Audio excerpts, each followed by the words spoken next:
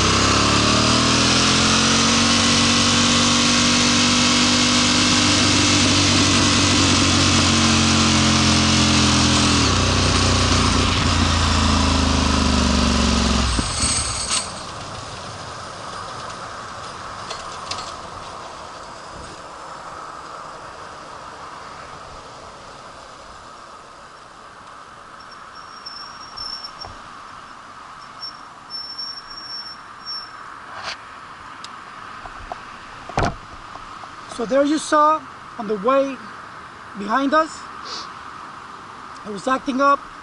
I went to second gear and it got kind of better.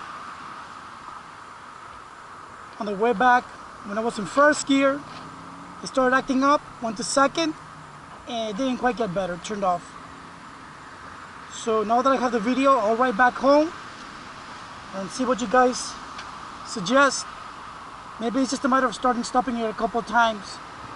So I'll ride it around, let you guys know if anything changes. We'll do one more ride for you guys watching.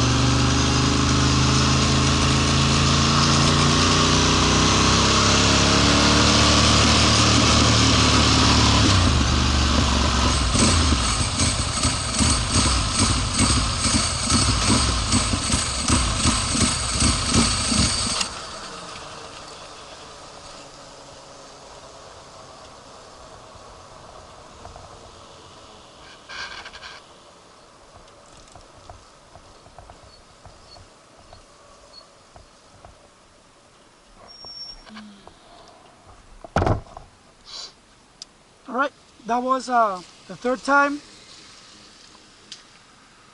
I don't know. I'll go back home. Thanks for your help, and I'll post you in a second. 2002 Ducati Monster S4.